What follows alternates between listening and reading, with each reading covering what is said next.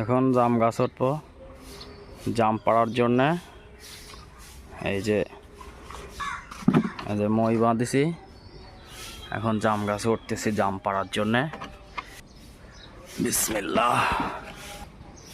জাম পেকে টুসু টুসু করে রয়েছে সব, এখন উঠবো পাড়ার। এই যে ছাতি লাগাইছি, ছিঁড়ে ছিঁড়ে ছাতির মধ্যে ফেলবো। এই যে সব জাম পাকছে, এইগুলো এখন পারবো। যে আমার হাতের কাছেও অনেকগুলো পেকেছে, জাম এখন ছেড়বো। লাইভ চলছে, লাইভ একদম রিয়েল। এই যে পাকা জাম ছিঁড়লাম,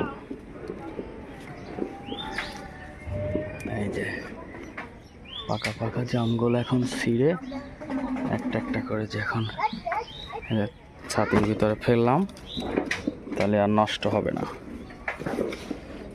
হ্যাঁ, গাছ পাকা জামের মজাই আলাদা, রসালো আর মিষ্টি, অনেক উপকার জাম।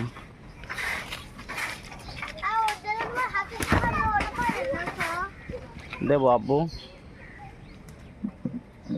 জামগুলো একটা একটা করে দেখে পারা লাগে, বেশি কাঁচা, আবার যেগুলো একটু কম পাকছে সেগুলো আবার কষ লাগে, যেগুলো বেশি পাকছে সেগুলো মিষ্টি। এই জন্য আমি ঝাঁকি দেই না, হাত দিয়ে ছিঁড়ে ছিঁড়ে পারি, যেগুলো আর কি মিষ্টি হয়। আব্বু মোর কাছ থেকে সরো, মই ধরো না, কিছু লড়াইও না, গাছ কিন্তু চিকুন, আমি কিন্তু পড়ে যাব, ঠাস করে পড়ে যাব, শেষে কেলো হয়ে যাবে বুঝলি।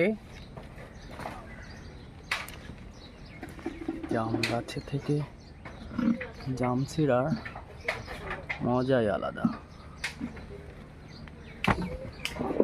এইগুলা যেটা বেশি পাকছে, হাতে টাচ লাগার সঙ্গে সঙ্গে একাই পড়ে যাচ্ছে, এই অবস্থা।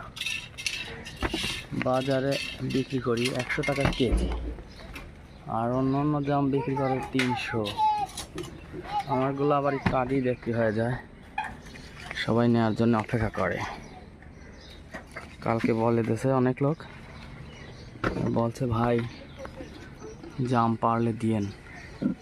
এদিক দিয়েও পাকছে, যে এখানে পুরা এক ঝোপা সবটি পাকি গেছে। তারপর ওদিক দিয়ে এই যে সামনে